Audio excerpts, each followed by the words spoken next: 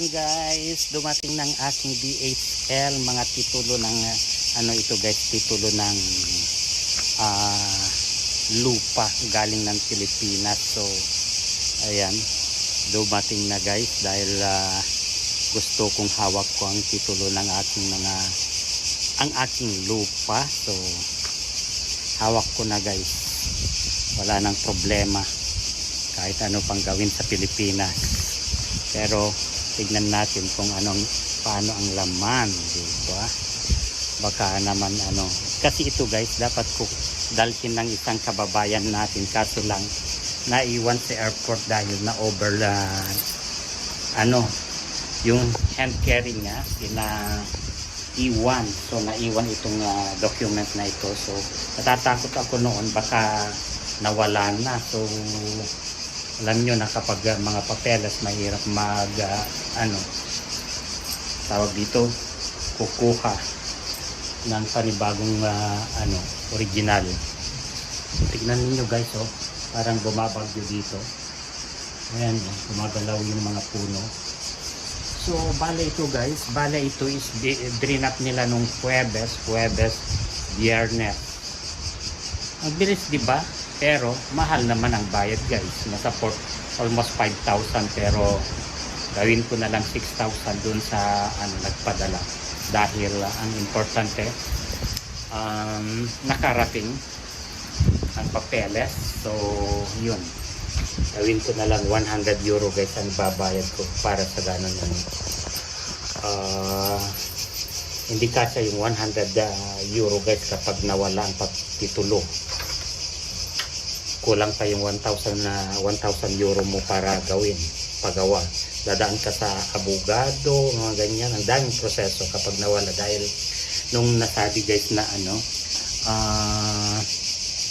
nung nasabi na naiwan sa Pilipinas, tapos sa airport pa naiwan, natakot ako guys, kaya tumawag kaagad ako ng abogado at nagtanong kung ang dapat gawin in case na mawala yung titulo. Sige guys, pasok muna tayo. So buksan na natin ito guys ng padala sa akin. Inantay ko guys ng almost 2 weeks. Ayan, binuksan yung guys, dati ng file. Ito guys yung mga papeles ng aking lupa. Tignan natin.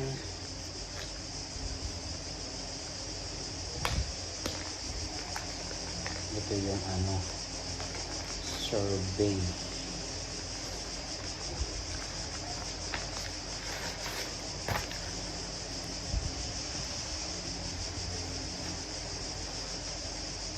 Diba ang daming kopya guys. Titulo ng lupa.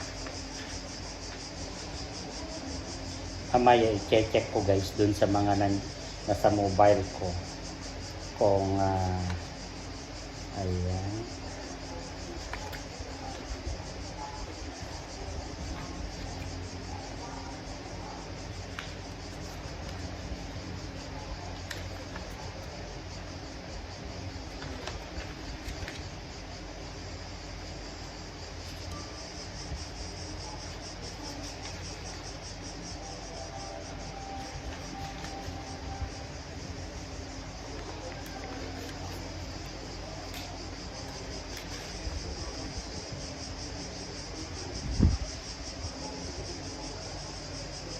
Ito pala yung clearance guys. Nung binili ko, kailangan ng clearance from the registry of deeds. Ayan, kompleto yan. Coroner's copy.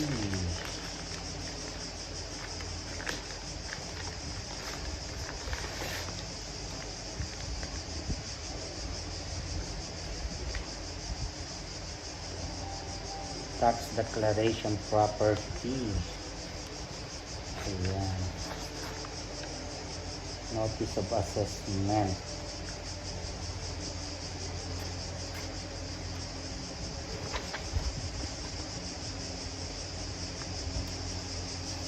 Ayan.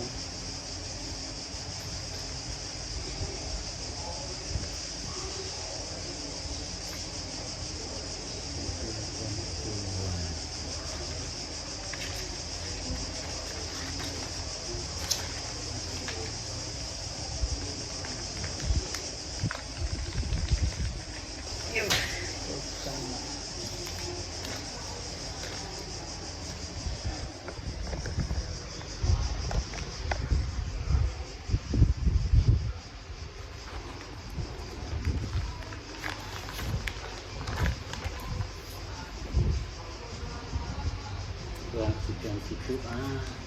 Ito yung bayaran ng tax.